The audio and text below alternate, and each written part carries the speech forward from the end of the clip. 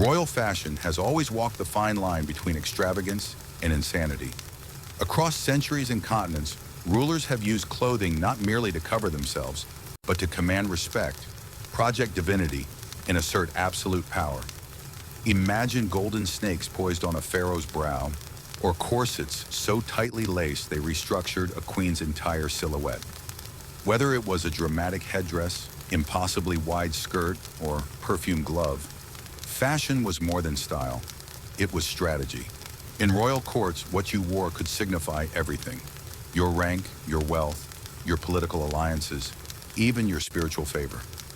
These garments weren't always practical.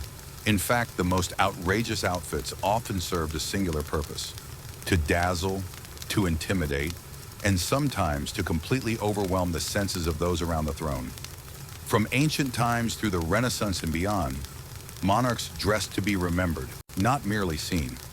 In this video, we're going to explore the most jaw-dropping, bizarre, and iconic royal fashion statements from history. You'll see how these rulers used their wardrobes to manipulate perception, express personal identity, and sometimes push their bodies to the limit, all in the name of image. So buckle up for a wild journey through time.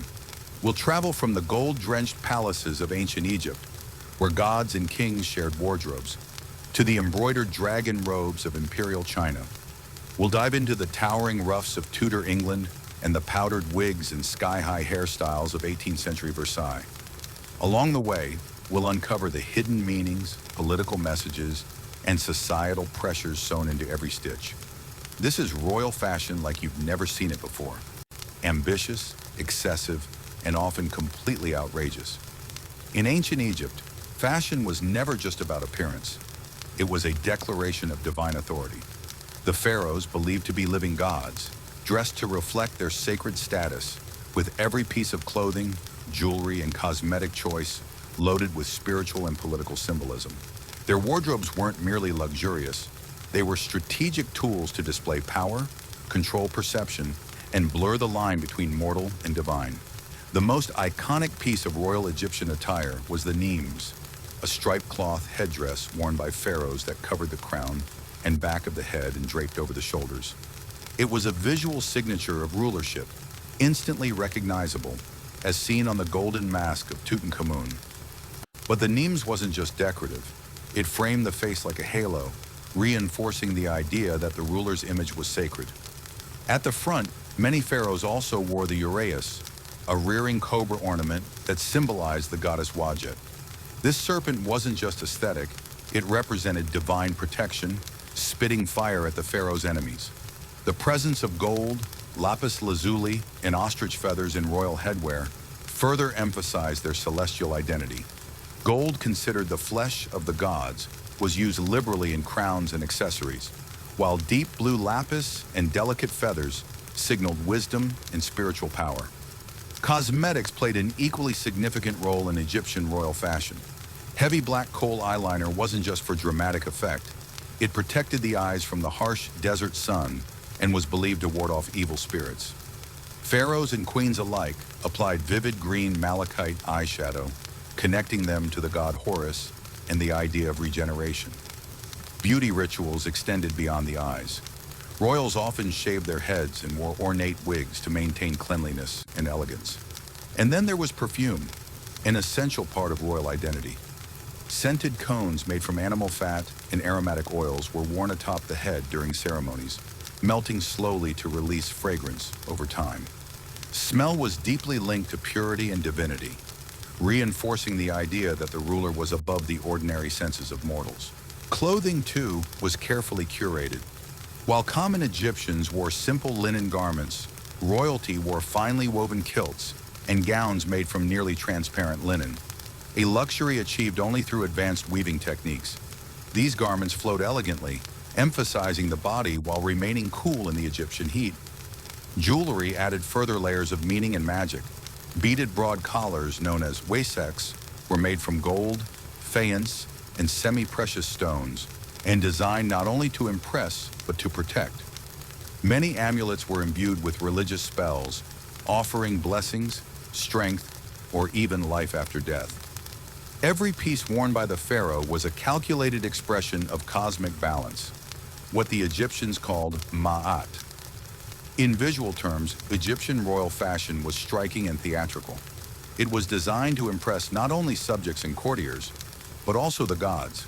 Statues and tomb paintings depict rulers frozen in timeless elegance, perfectly dressed, eternally adorned. Even in death, kings and queens were buried with golden sandals, headdresses, and scarabs to ensure they remained stylish and powerful in the afterlife. To fully appreciate this ancient aesthetic, imagine a montage of animations.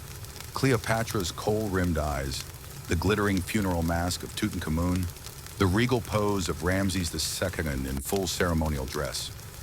These images weren't just fashion statements, they were performances of godhood. In ancient Egypt, to dress like a king was to declare yourself more than a man. It was to become a living symbol of order, of protection, of divine will. And through their fashion, the pharaohs ensured their legacy would gleam for eternity, etched in stone, wrapped in gold, and forever unforgettable. In ancient China, fashion was far more than a matter of personal taste. It was a rigid social code woven into silk. Every thread, color, and design worn by the imperial family carried political weight, reflecting the wearer's status within a meticulously structured society. For royals, especially emperors and empresses, clothing served as a visual declaration of their celestial mandate. And for everyone else, it was a reminder of the strict social hierarchy they lived under. Silk was the defining fabric of ancient Chinese royal fashion. Discovered thousands of years ago and guarded as a state secret for centuries, silk became a luxury so prized that it was restricted to the elite. Commoners were forbidden from wearing it under many dynasties, and even among the nobility, the type, color, and pattern of silk one could wear were strictly regulated. For the emperor, nothing symbolized divine rule more than the iconic dragon robe, or longpao. These elaborate garments were embroidered with curling dragons, specifically five-clawed dragons, a symbol exclusively reserved for the emperor. Anyone else caught wearing such a design could face severe punishment. The dragons themselves weren't just mythological, they represented power, wisdom, and the emperor's role as the son of heaven.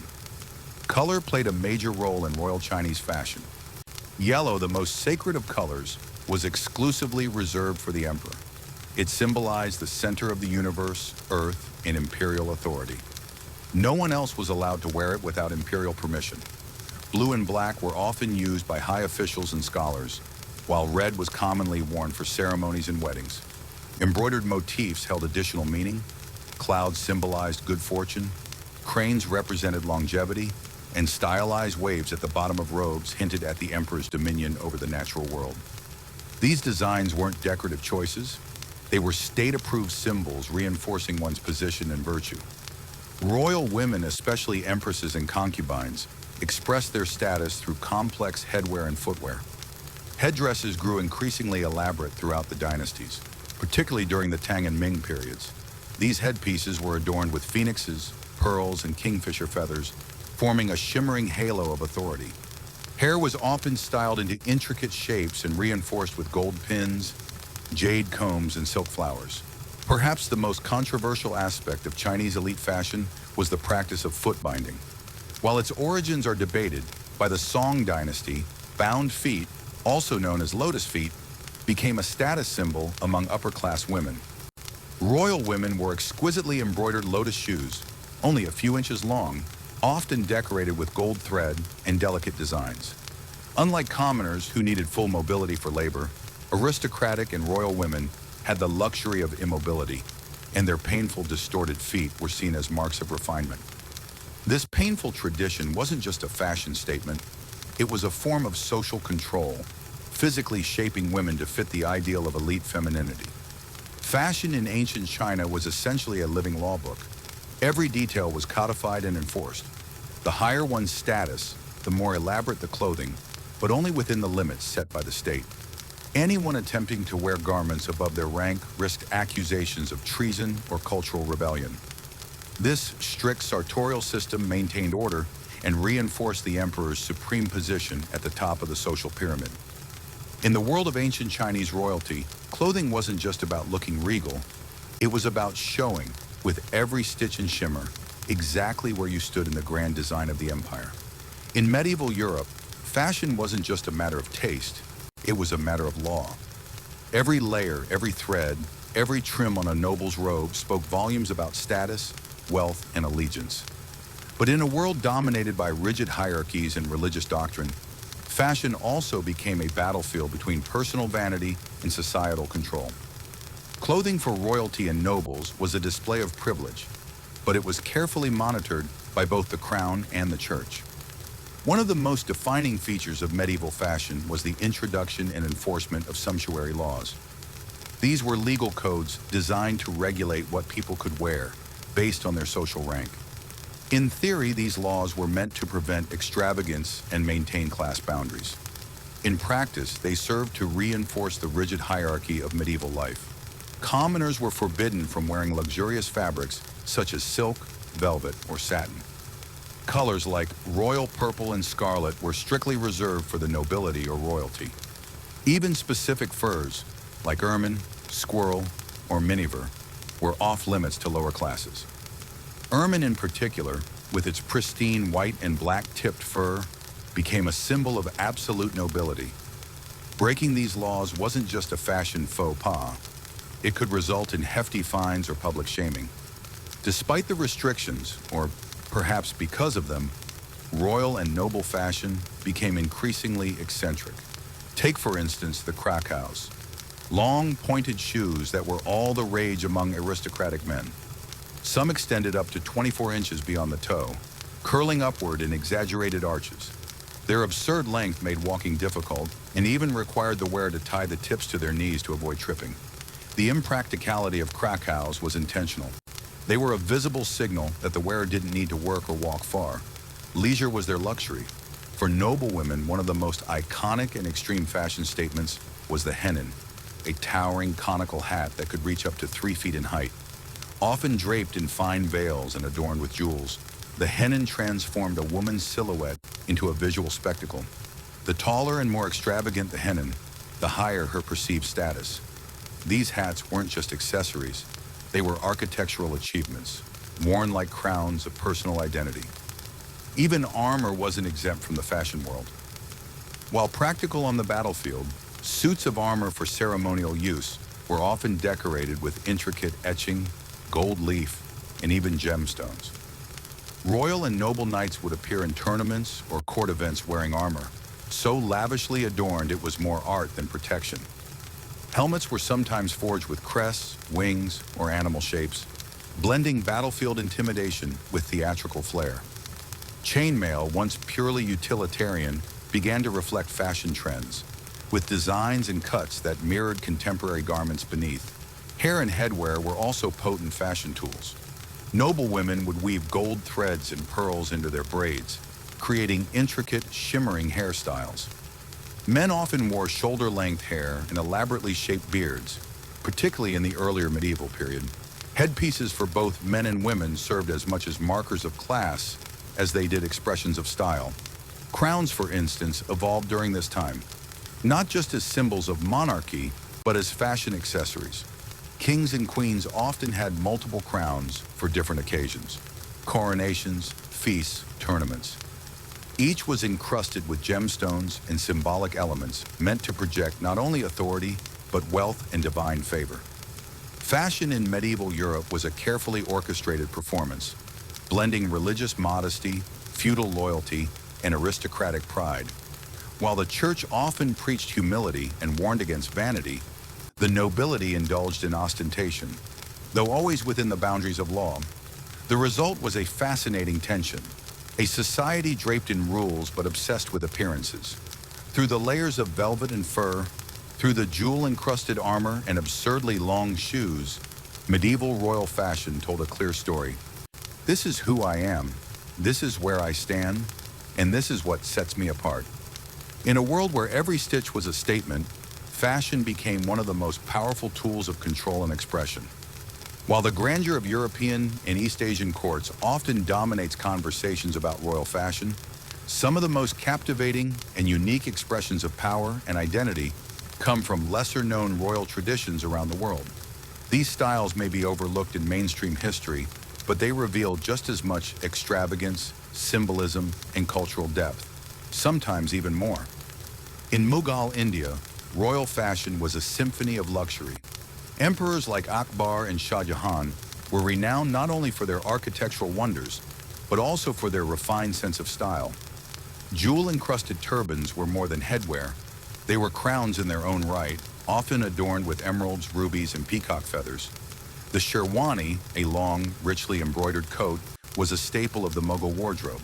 Made of fine silks or brocades and detailed with gold thread, zardozi, it exuded wealth and nobility. But Mughal style wasn't just about appearance, it was about aroma too. Royals often perfumed their clothing with exotic attars, natural perfumes, and some even wore scented jewels or garments infused with rose oil. Footwear, far from simple, included sandals with gemstone-encrusted straps and gold-threaded soles, reserved only for the highest nobility. Across the African continent, royal fashion took on dramatically different but equally powerful forms. Among the Zulu and Yoruba peoples, royal dress was deeply connected to heritage and spirituality.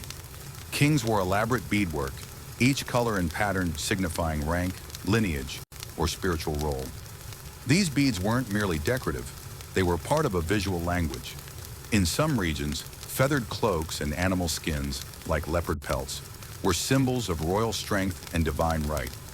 These garments were sacred, often reserved exclusively for rulers or warriors of high standing.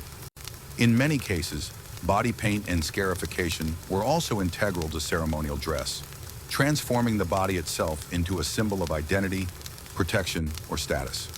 Indigenous royalty in the Americas and the Pacific also embraced striking fashion. In Hawaiian culture, the alii, the chiefly class, wore extraordinary feather cloaks, ahu'ula, made from thousands of tiny, brilliantly colored feathers. These garments, some taking years to create, were reserved for the highest-ranking chiefs and were imbued with mana, the spiritual force of power and authority. The feathers, often from now-extinct birds, were so precious that commoners risked their lives to collect them. In Aztec civilization, the emperor's wardrobe blended warfare with divinity. The ruler often dressed as a jaguar or eagle, animals associated with elite military orders and the gods. Jaguar pelts, eagle feather headdresses, and elaborate gold jewelry turned the emperor into a living deity on earth. Clothing wasn't just for display, it was spiritual armor, proclaiming dominance over both the people and the cosmos. These global royal fashion quirks, though diverse in materials and meaning, all share a common thread. They elevated rulers above the rest of society, not just through wealth, but through cultural symbolism. Whether through beads, feathers, perfume, or pelts, fashion became a sacred expression of leadership and identity, one stitched into the very fabric of tradition. Throughout history, royal fashion has served as more than mere adornment. It was a calculated form of communication. Every headdress, embroidered robe, or jewel-studded shoe told a story of power, divinity, and control. Monarchs dressed not just to impress, but to transcend. They used fashion as armor, as propaganda, and as a living symbol of their elevated status. In the eyes of their subjects, their garments made them untouchable, sometimes literally, sometimes spiritually. The key message is clear. Royal fashion wasn't just about looking good, it was about looking untouchable, immortal, and divine. Whether it was the pharaoh's gold cobra headdress meant to strike fear and awe, or the corset-crushing gowns of Versailles designed to flaunt one's control over the body, royal attire was always layered with meaning. It separated the ruler from the ruled, often at great physical cost or visual excess. The more impractical, the better. It meant you didn't need to labor, sweat, or conform to common life. And while empires have fallen and thrones have crumbled, many of these styles still echo through modern culture. We still see crowns on the heads of beauty queens, and in pop culture as symbols of victory and glamour. Corsets have made a comeback, not as tools of oppression, but as reimagined statements of style and body contouring. Even royal weddings with their opulent dresses and global media attention remain a spectacle where fashion becomes a proxy for tradition, wealth, and influence. Fashion today may be more democratic, but the instincts remain the same. We still dress to say something, to stand out, to embody power. The legacy of royal fashion lives on not only in museums or documentaries, but in runways, red carpets, and Instagram feeds. Because in the end, fashion has always been a form of theater, and royalty were its greatest performers. From divine snakes to deadly corsets, royal fashion has always shown us one thing. When you dress like a god, you better rule like one.